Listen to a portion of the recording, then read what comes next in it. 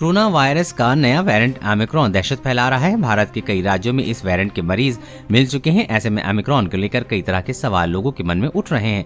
लोग दहशत में हैं।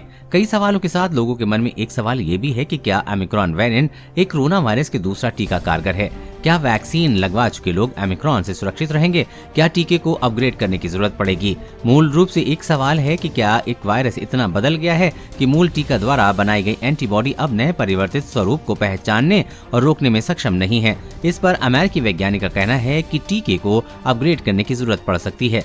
ओमिक्रॉन या भविष्य का कोई भी स्वरूप सामने आने पर एक नया टीका जरूरी हो जाता है। तो कंपनियां पहले ही तैयारी पूरी कर चुकी हैं और चुनौती का सामना करने के लिए तैयार हैं।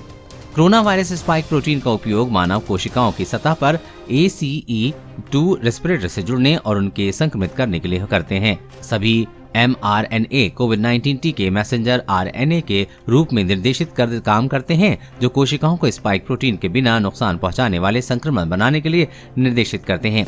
ये स्पाइक प्रोटीन तब मानव शरीर को एंटीबॉडी बनाने के लिए प्रेरित करता है। यदि कोई व्यक्ति कभी भी कोरोना वायरस के संपर्क में आता है तो ये एंटीबॉडी कोरोना वायरस के स्पाइक प्रोटीन से जुड़ जाते हैं और इस प्रकार उस व्यक्ति की कोशिकाओं को संक्रमित करने की उसकी क्षमता में बाधा डालते हैं। ओमिक्रॉन स्वरूप में इससे स्पाइक प्रोटीन में परिवर्तन का एक नया पैटर्न होता है। ये परिवर्तन वर्तमान टीके से मिली एंटीबॉडी के स्पाइक प्रोटीन को बांधने की कुछ एंटीबॉडी की क्षमता को बाधित कर सकते हैं, लेकिन शायद सभी की नहीं। यदि ऐसा होता है तो टीके लोगों को ओमिक्रॉन प्रकार से संक्रमित होने और उसका प्रसार रोकने से में कम प्रभावी हो सकते हैं। नया टीका कैसे अलग होगा? मौजूदा mRNA टीके जैसे कि मॉडर्ना या फाइजर द्वारा बनाए गए टीके कोरोना वायरस के मूल स्वरूप से स्पाइक प्रोटीन के लिए कोड बनाते हैं। एक नए या अद्यतन टीके में mRNA निर्देशों को ओमिक्रॉन स्पाइक प्रोटीन के लिए कोड बनाना होगा। इस नए स्वरूप से मूल स्पाइक प्रोटीन के आनुवंशिक कोड की अदला बदली करके एक नया टीका ऐसी एंटीबॉडी बनाएगा जो ओमिक्रॉन वायरस को अधिक प्रभावी ढंग से बांधेगा और कोशिकाओं को संक्रमित करने से रोकेगा। जिन लोगों को पहले से ही कोविड-19 का टीका लगाया जा चुका है या जो पहले से संक्रमित हैं, उन्हें नए टीके की केवल एक अतिरिक्त खुराक की आवश्यकता होगी, ताकि न केवल नए स्वरूप से बल्कि अन्य स्वरूपों से भी सुरक्षा मिल सके जो अभी मौजूद हो सकते हैं। यदि ओमिक्रॉन डेल्टा से अधिक खतरनाक स्वरूप के रूप में उभरता है तो जिन लोगों का टीकाकरण नहीं हुआ है उन्हें केवल अद्यतन टीके की 2 से 3 खुराक प्राप्त करने की आवश्यकता होगी। यदि डेल्टा और ओमिक्रॉन दोनों मौजूद हैं तो लोगों को वर्तमान और अद्यतन टीकों को एक मिश्रण मिलने की संभावना है। वैज्ञानिक किसी टीके को कैसे अद्यतन करते हैं? एक अद्यतन mRNA टीके बनाने के लिए आपको 2 अवयवों की आवश्यकता होती है। चिंता के एक नए प्रकार के स्पाइक प्रोटीन का जीनोम सीक्वेंसिंग और एक DNA टेम्पलेट जिसका उपयोग mRNA बनाने के लिए किया जाएगा।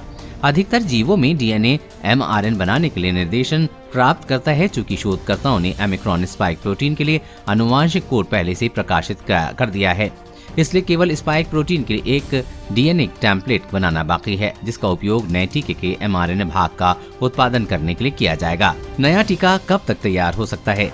एक नया mRNA टीका बनाने के लिए आवश्यक DNA टेम्पलेट तैयार करने में केवल 3 दिन लगते हैं। फिर प्रयोगशाला में जांच के लिए mRNA टीके की पर्याप्त खुराक का उत्पादन करने में लगभग 1 सप्ताह और टेस्ट ट्यूब में मानव कोशिकाओं पर प्री क्लिनिकल जांच करने के लिए 6 सप्ताह का समय लगेगा, ताकि ये सुनिश्चित हो सके कि एक नया टीका प्रभावी है।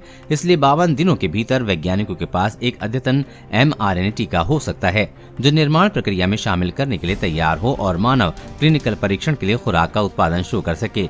ओमिक्रॉन या भविष्य का कोई स्वरूप सामने आने पर एक नया टीका जरूरी हो जाता है तो कंपनियां पहले ही तैयारी पूरी कर चुकी हैं और चुनौती का सामना करने के लिए तैयार हैं।